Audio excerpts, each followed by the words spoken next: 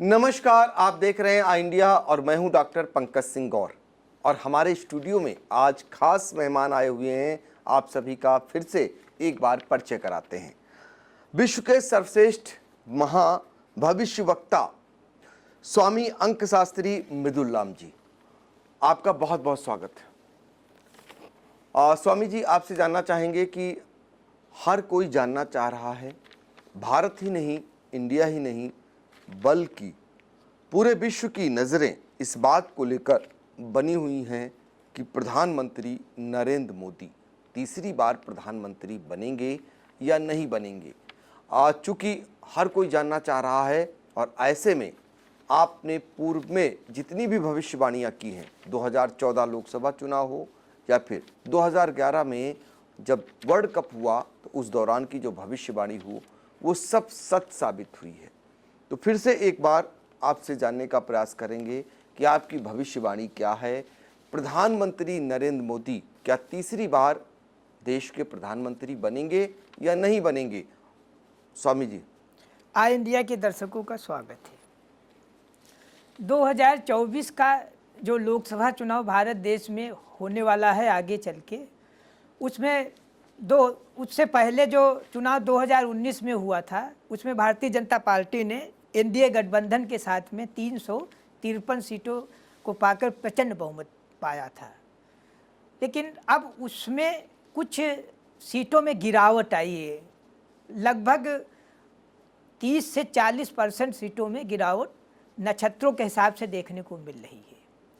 जो भारतीय जनता पार्टी के जो इस समय प्रधानमंत्री श्री नरेंद्र मोदी जी हैं, उनका जो राज्यकाल का जो ग्रह है उसका समय जो है अब समाप्त हो चुका है। इसी कारण से इससे पहले कर्नाटक में चुनाव हुआ और आपका हिमाचल प्रदेश में चुनाव हुआ। दोनों जगह बीजेपी जो है बहुत ही खराब पोजीशन में रही, बहुत ही ज़्यादा गंभीर स्थिति में रहे, वो चुनाव नहीं जीत पाई। इसी कारण से 2024 में ये विपक्ष में सारी विपक्ष की पार्टियों ने इंडिया गठबंधन जो नया तैयार किया है, इंडिया गठबंधन जो विपक्ष ने तैयार किया है, ये कोई साधारण गठबंधन नहीं है। क्योंकि आंखें बंद कर लेने से सूर्य का प्रकाश लोप नहीं हो जाता है। उत्तर प्रदेश भारत देश का एक ऐसा राज्य है जिसमें 80 लोकसभा है। 80 लोकसभा वाले राज्य में भारतीय जनता पार्टी को सबसे ज़्यादा सीटें प्राप्त हुई थी। भारतीय जनता पार्टी को 64 सीटें प्राप्त हुई थी 2019 में। तो उन 64 सीटों की वापसी करना मौजूदा अंक शास्त्र के हिसाब से नहीं लग रहा है कि भारतीय जनता पार्टी उतनी सीटों पर फिर से विजयश्री प्राप्त करेगी। कितनी सीटें आएंगी आपके मुताबिक उत्तर प्रदेश में भारतीय जनता पार्टी की लोकसभा में? भारतीय जनता पार्टी की लोकसभा में जो सीटें आ रही हैं वो 42 से 43 सीटें ही अधिक आ रही हैं। इससे ऊपर भारतीय जनता पार्टी सीटें नहीं पा रही है। तो इस हिसाब से तो काफ़ी सीटें कम हो गई। हाँ, भारतीय जनता पार्टी की काफ़ी सीटें कम हो जाएंगी। अगर ये तो बात हो गई उत्तर प्रदेश की। इसके अलावा अगर बात करें तो भारत में 19 राज्य हैं, जिसमें 8 जो हैं केंद्र शासित प्रदेश हैं। 6 राज्यों में भारतीय जनता पार्टी की सरकार है और 8 राज्यों में एनडीए गठबंधन की सरकार है। तो इस कुल मिलाकर के 14 राज्यों में एनडीए की सरकार है और 6 राज्य ऐसे हैं जहां पर कांग्रेस पार्टी की सरकार है। इन राज्यों वार अगर बात करें तो एनडीए की क्या स्थिति रहने वाली है और यहाँ पर नरेंद्र मोदी क्या फिर से पावरफुल बनकर आ रहे हैं या नहीं? भारत देश में कुल जो राज्य शासित प्रदेश हैं वो 29 प्रदेश हैं और जो केंद्र शासित प्रदेश हैं वो 8 प्रदेश हैं। तो भारतीय जनता पार्टी जो 2019 में उसका जो वर्चस्व था, वो वर्चस्व भारतीय जनता पार्टी का बहुत कमज़ोर हो चुका है।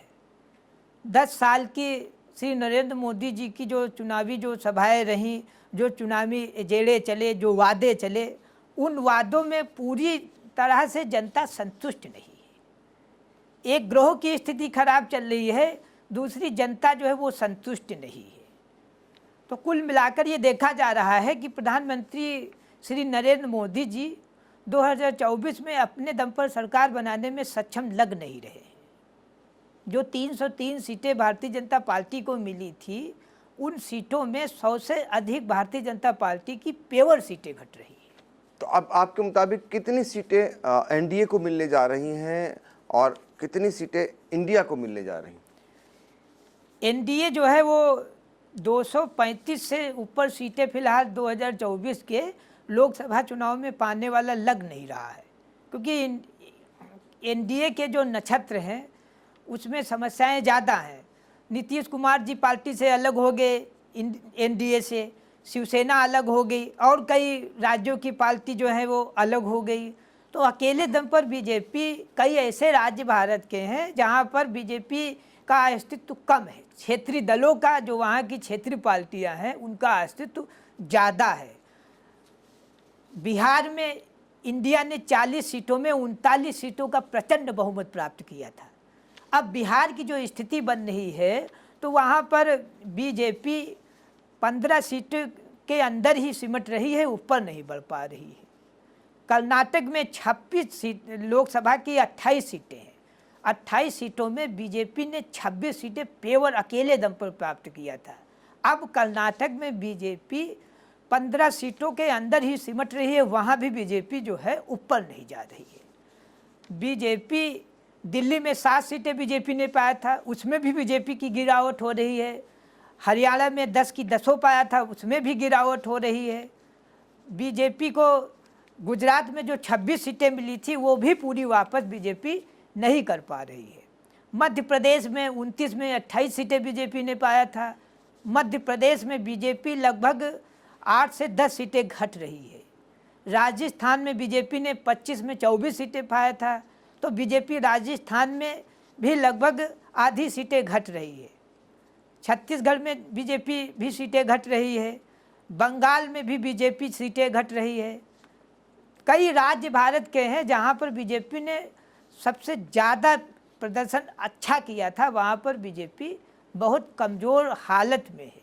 तो कुल मिलाकर स्थिति ऐसी लग नहीं रही है कि श्री प्रधानमंत्री नरेंद्र मोदी जी अकेले दम पर तीसरी बार सत्ता में वापसी करें, लग नहीं रहा है। उत्तराखंड और दिल्ली की बात करें, यहाँ भी बीजेपी का परचम फहरा था, यहाँ क्या स्थिति रहने वाली है? उत्तराखंड में 5 सीटें हैं, वहाँ बीजेपी 3 से 4 सीटों पर बली है, बाकी सीटें बीजेपी हार सकती है। दिल्ली में बीजेपी 3 से 4 सीटों पर बली है, बाकी सीटें आपके खाते में जा सकती हैं, क्योंकि आप पार्टी का वहाँ वर्चस्व अच्छा है। तो इन स्थितियों में अगर बात करते हैं, सारे राज्यों की आपने बता दी, लगभग मोटा माटी जो बड़े राज्य हैं वहाँ पर बीजेपी को बड़ा घाटा हो रहा है। बीजेपी को सबसे ज़्यादा घाटा हो रहा है उत्तर प्रदेश में, जो बड़े राज्य हैं। महाराष्ट्र में, जहाँ पे लोकसभा की 48 सीटें हैं, 48 सीटों में बीजेपी ने जो है गठबंधन के साथ में लगभग 42-43 सीटों पर प्रचंड, समझ लीजिए, जीत हासिल किया था महाराष्ट्र में। वहाँ शिवसेना के निकलने से बीजेपी 10 सीटों से ऊपर बढ़ नहीं रही है, क्योंकि वहाँ पे जो बीजेपी की सरकार है वो पूर्ण रूप से उतना नहीं अच्छा कर पा रही है कि जिससे जनता जो है बीजेपी को वोट करे। तो आपका अंकशास्त्र ये कह रहा है कि तीसरी बार प्रधानमंत्री नरेंद्र मोदी का बनना आपके मुताबिक ना के बराबर? देखिए, प्रधानमंत्री नरेंद्र मोदी जी चाहते नहीं मैं तीसरी बार प्रधानमंत्री बनूं, क्योंकि वो देश के ऐसे व्यक्ति हैं, कुछ बातें ऐसे बोल जाते हैं जो उनको नहीं बोलना चाहिए। हो सकता है उनके राजनीतिक जो विशेषज्ञ हों या उनके जो सचिव हो उनको मार्गदर्शन नहीं देते हों, या जो भी उनके बड़े कार्यकर्ता हों जिनको उन्होंने फील्ड में लगाया हो, जानकारी लगाया हो कि देश में क्या समस्याएं चल रही हों, हमारी जो योजनाएं जा रही हैं वो कहाँ जा रही हैं, बिना जानकारी के कभी कभी वो बोलते हैं, उसका प्रभाव गलत पड़ता है। प्रधानमंत्री जी 10 साल में महंगाई को कम नहीं कर पाए, महंगाई को चरम सीमा पर कर दिया है।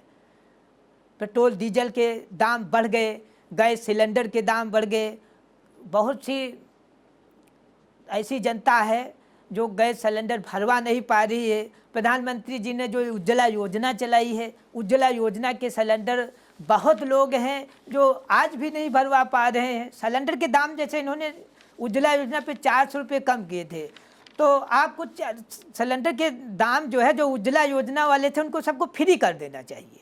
जितने उज्ज्वला योजना के लोग हैं, जितने भी लोगों ने उज्ज्वला योजना लिया है लाभ, उनको सबको फ्री सिलेंडर कर दीजिए।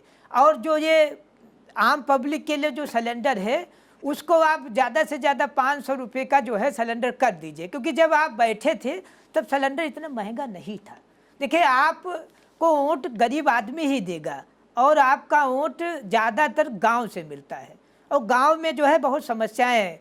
अब गांव में समस्याएं जानवरों की बहुत पड़ गई हैं, और उत्तर प्रदेश ऐसा राज्य है जिसने भारतीय जनता पार्टी को सबसे ज़्यादा सीटें दिया था, और उत्तर प्रदेश में ये गायों की ऐसी समस्या बनी हुई है कि उस पर ध्यान नहीं दिया जा रहा है। गौहत्या हो रही है, गायें जो है अपने आप कट रही हैं तारों से लड़कर, और रोडों पर है, कहीं पर गौशाला की स्थायी व्यवस्था नहीं है। जो भी व्यवस्था गौशाला की है वो केवल एक दिखावा और एक छलावा है। तो कुल मिलाकर भारतीय जनता पार्टी को गौ हत्या और श्राप लग रहा है। इस कारण से भारतीय जनता पार्टी उत्तर प्रदेश में अपना वर्चस्व जो है पूर्ण रूप से कायम नहीं कर पा रही। और गांव में शहरी ये गांव में ये ग्रामीण आवास योजना प्रधानमंत्री जो चल रही है उस पर भी ध्यान नहीं दिया जा रहा है। वो योजनाएं जो अपात्र व्यक्ति हैं, जो व्यक्ति योजना लेने के लाभ नहीं है, जिनको उनको योजनाएं दी जा रही हैं। शौचालय हैं, शौचालय भी नहीं लोग पा रहे हैं, कम मात्रा में पा रहे। जो शौचालय बन रहे हैं 12,000 की उसमें लागत की जा रही है, शौचालय की लागत 20,000 की जाए, क्योंकि शौचालय अच्छे नहीं 12,000 में बन पा रहे हैं। और जो गांव का ये जो प्रधानमंत्री ग्रामीण योजना है इसको लगभग 2.5 लाख का कर दे, क्योंकि ये बन नहीं पाता। ये 1,20,000 में जो गवर्नमेंट जो योजना दे रही है, तो उससे ये शौचालय ये मतलब जो है ये प्रधानमंत्री आवास बन नहीं पा रहा है। तो गवर्नमेंट थोड़ा ज़मीनी स्तर पे कार्य करे कि गरीबों को फ़ायदा हो। जब गरीबों को फ़ायदा होगा तभी तो वो वोट दिल खोल कर करेंगे। जब गरीबों को फ़ायदा नहीं होगा तो वो वोट देने नहीं जाएंगे, तो तभी तो प्रधानमंत्री जी की सीटें घटेगी भारतीय जनता तो पार्टी। 9 साल में क्या प्रधानमंत्री नरेंद्र मोदी का कोई अच्छा काम नहीं है आपके मुताबिक? नहीं, प्रधानमंत्री ने कार्य बहुत अच्छे किए हैं। जैसे प्रधानमंत्री जी ने ये जो शहरी आवास योजना चलाया, ये शहरी आवास योजना इनकी बहुत अच्छी कार्य कर रही है। उसमें भी कुछ समस्याएं हैं। शहरी आवास योजना में भी सब ज़्यादातर आवास जो है सब पैसे वाले व्यक्ति पा रहे हैं। बहुत लोग तो आवास पर प्लेट भी नहीं लगा रहे हैं कि लोग जान जाएंगे कि मैंने आवास लिया है।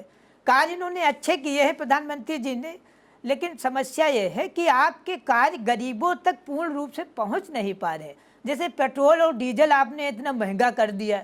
जब आप आए थे तो आपने कहा था कि पेट्रोल डीजल के हम दाम सस्ते करेंगे, तो पेट्रोल डीजल के दाम आपको लगभग 50 रुपये में पेट्रोल और 40 रुपये में डीजल कर देना चाहिए, क्योंकि गरीब जो जनता है जब वो फायदा पाएगी तभी आपको तीसरी बार प्रधानमंत्री बनाएगी। अन्यथा आप एड़ी चोटी का जोड़ लगा लो, आप पीएम तीसरी बार नहीं बन पाओगे। और भ्रष्टाचार की अगर बात करें तो भ्रष्टाचार पर मोदी योगी की सरकार कितना अंकुश लगाने में सफल रही है? देखिए, भ्रष्टाचार में मोदी योगी जो है केवल विपक्ष को ही पकड़ रहा है। विपक्ष में भ्रष्टाचारी जो जिन लोगों ने भ्रष्टाचार किया है, लेकिन कभी अपने पार्टी में भ्रष्टाचारी को नहीं। जो दूसरे दल का होता है, भारतीय जनता पार्टी ज्वाइन कर लेता है, भ्रष्टाचारी वो नहीं होता है। तो समस्या ये है कि सबके जो दूसरे दल का है या कोई अन्य दल का है, अगर वो आ रहा है तो सबके लिए न्याय समान होना चाहिए। बस यही कारण है कि आप बदनामी अपनी स्वयं कर रहे हैं। जनता तो आपको चाहती है। आपने बहुत भ्रष्टाचारियों को जेल में डाला और गरीबों के साथ में न्याय किया, लेकिन जो आपके आईएएस, आईपीएस, पीसीएस जो भी अधिकारी हैं वो भी इसमें संलग्न, वो भी अपने पावर का दुरुपयोग करते हैं। वो फील्ड में नहीं जाते हैं, ये नहीं देखते हैं कि मेरे ज़िले में क्या हो रहा है, क्या समस्याएं हैं। तो बहुत समस्याएं हैं। अच्छा, ये बताइए कि अंक शास्त्र आपका क्या कहता है फिर? अगर कुल जो अंक शास्त्र निकला आपके मुताबिक, जो उसमें प्रधानमंत्री नरेंद्र मोदी को लेकर अब कुल निचोड़ क्या निकल रहा है? तीसरी बार कौन कौन सी बाधाएं हैं जिसके कारण वो आपके मुताबिक प्रधानमंत्री नहीं बन पा रहे हैं? बाधाएं तो बहुत हैं, लेकिन अब सारी बाधाएं हम आज नहीं क्लियर कर पाएंगे, क्योंकि उस पर हम विचार कर रहे हैं। क्योंकि इंडिया गठबंधन जो बना है वो बहुत मजबूत बना है। हम इनका प्रधानमंत्री जी का जन्मांक भी देख रहे हैं, उस पर विचार गहन अध्ययन भी कर रहे हैं। बिल्कुल अभी हमने निचोड़ उसका निकाल नहीं पाया है, क्योंकि सीटें इनकी 100 से ज़्यादा पे और घट रही हैं। जो अब सीतापुर है, और आपका सीतापुर को लेकर लगभग 44 ऐसी लोकसभा हैं जहां बीजेपी जो है पीछे जा रही है। अच्छा, तो इस हिसाब से अब बीजेपी, आपको क्या लगता है आने वाले दिनों में आपके मुताबिक बिल्कुल ये तय है कि बीजेपी की सरकार नहीं आ रही केंद्र में? जो गणना निकली है अंक शास्त्र के अनुसार, उसके हिसाब से तो ऐसा लग रहा है कि बीजेपी 272 सीटों का आंकड़ा पार ही नहीं कर पा रही है। इसके लिए बीजेपी को मंथन करना पड़ेगा, और जो संगठन के पुराने व्यक्ति हैं, जो पुराने भाजपाई हैं, जो पुराने कार्यकर्ता हैं, उनको पार्टी में महत्व दे।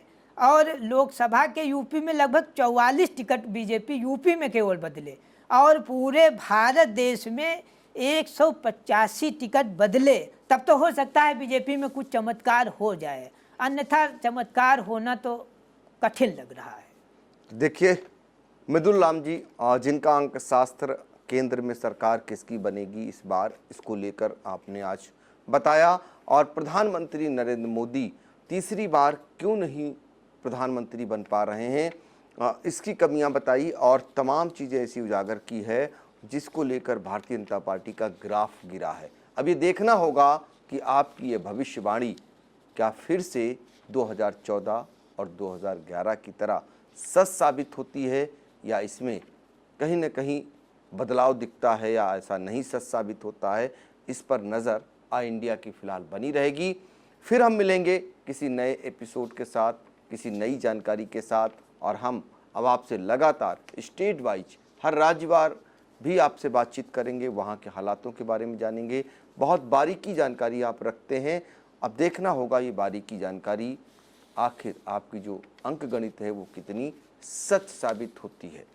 तो बने रहिए आई इंडिया के साथ, हमें दीजिए इजाज़त, नमस्कार।